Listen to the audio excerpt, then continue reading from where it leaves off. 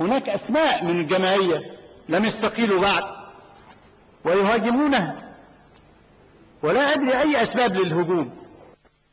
اشتغلوا. ما تيجي تقولوا آراءكم هنا. احنا اتفقنا من أول يوم أن يكون لنا انتماء واحد ولمصر، ونخلع عن انتماءاتنا الأخرى. مش قادرين نخلعها ليه؟ مش عارف. خلعناها شوية وبعدين الظاهر الدنيا سقعت، فكل واحد راجع لبس عبايته تاني. ما ينفعش، ما ينفعش. عايزين تعملوا الدستور لمصر، خليكوا على اللي تعهدنا عليه، بدل ما نتشاجر نتحاور. واحنا تحاورنا كثيرا بأسلوب ديمقراطي وبأسلوب راقي جدير بأمثال حضراتكم. نرش الجدل في هذا النطاق وعلى هذا المستوى من الحوار المهذب الجاد الهادف. ليه؟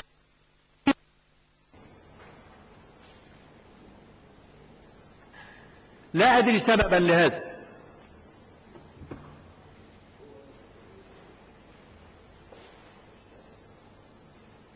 أرجوكم يا حضرات أن نعود للعمل بنفس الروح اللي بدأنا بيها. الحوار بيننا حوار بين إخوة أصدقاء. احنا خلاص جلس بعضنا إلى بعض، وحتى العيش وملح كلناه مع بعض. يلا بينا نخلص، يلا بينا نعمل دستور مصر. أنا اقترحت عليكم قبل كده واستمعتوا إلي، والبعض منكم ما عجبوش كلامي. هعيد الكلام تاني. ما حدش يقول لنفسه يلا نعمل دستور لمصر. عشان نعمل دستور لمصر لازم نتفق، لازم نتفق. اللائحة بتقول تصويت وإعادة تصويت و67 و57، وأنا اقترحت عليكم قبل كده ما فيش كلام من ده.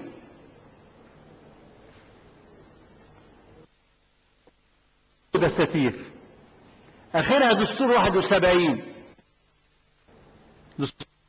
كان فيه أشياء كثيرة جيدة، لكن كان فيه أشياء كثيرة.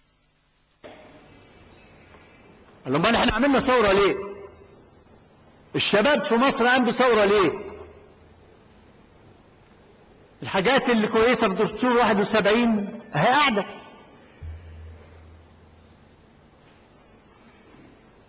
والحاجات السيئة نشيلها. ما نتفق عليه هنا نتفق، يعني نتفق كلنا. دستور تاني، أنا بقول هذا المقترح تاني، وأرجوكم بعد الظروف اللي احنا بنمر بيها دي أن تعيدوا تأمل هذا المقترح تاني.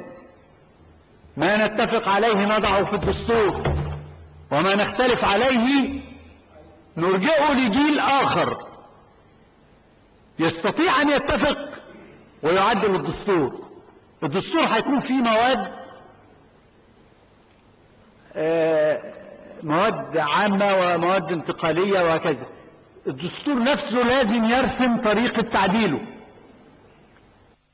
احنا مش عايزين الدستور يبقى سهل التعديل، لكنه لازم يبقى قابل للتعديل، لأن الدستور الجامد الذي لا يقبل التعديل يزال بثورة أخرى. فلازم نضع في الدستور. ولما الشعب في مصر يتفق على أمر من الأمور اللي احنا تركناها يضعه في الدستور. الدستور الأمريكي في خلال 200 سنة دخل عليه كذا و20 تعديل، ما يجراش حاجة. ما اتفقوش في البداية على الحاجات دي، ولما اتفقوا عليها وضعوها في الدستور. هيا نقدم لشعب مصر دستور نتفق عليه. الدستور اللي حضراتكم هتتفقوا عليه هيقابله شعب مصر بتأييد ساحق، بتأييد كامل. واعلموا ان الخلافات اللي بينكم هنا هتنعكس سلبا على الدستور، والجهد اللي هتعملوه هنا سيكون حابطا بعد هذا الجهد أن يحبط. هيا نضع أيدينا في أيدي بعض ونكف عن التراشق في وسائل الإعلام. اللي عايز ينتقد الجمعية من داخلها ينتقدها هنا في داخلها، ينتقدها في اللجان، ينتقدها في المكتب اللي أنا قاعد فيه مؤقتا ده. ما حد لا، أنا أقرأ الانتقاد في الجرايد ليه؟ طب ما اللي بينتقد ما يجي يقول لي.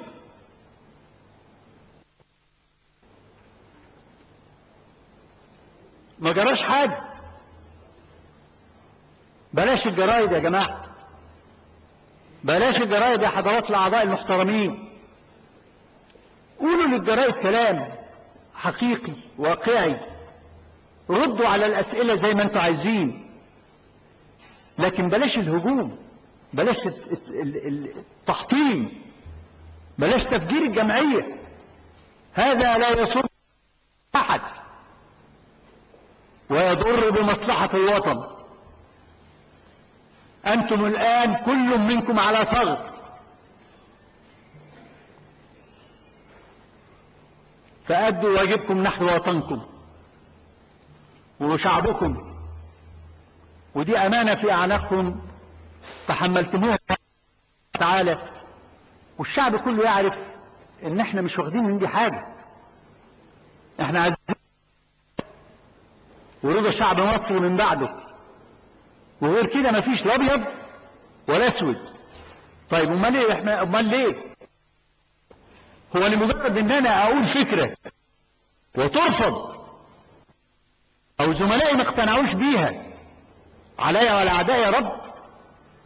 هي الجمعية دي معمولة عشان انا اضع افكاري ويا كده يا بلاش؟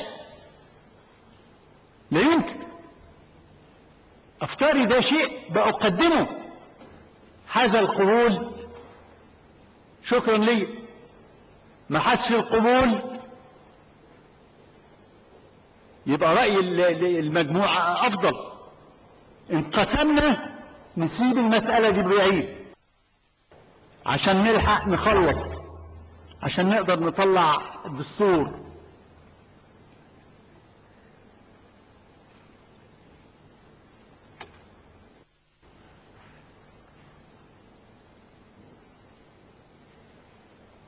الناس اللي بتتكلم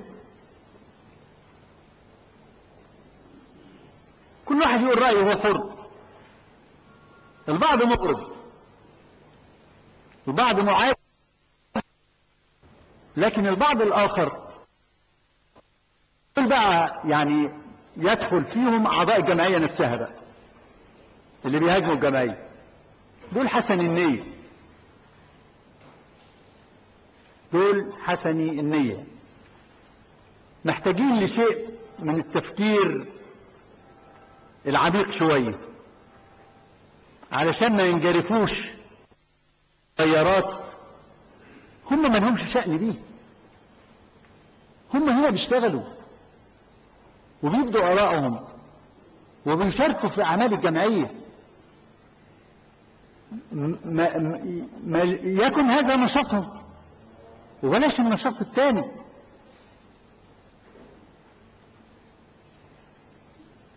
أنا يعني قرأت استقالة الأستاذة منال واضطريت أذكر اسمها طبعا لأنها بتستقيل ولازم الباقيين مش هذكر أسمائهم، بس أنا أرجوهم أن يراجعوا مواقفهم من هذه الجمعية، لا تستحق هذا، ولأنها ستؤدي بإذن الله عملها على أكمل وجه، وستتم بإذن الله بفضل تعاونكم تآزركم وتضامنكم ومواصلة جهدكم الرائع اللي بذلتموه لغاية الآن.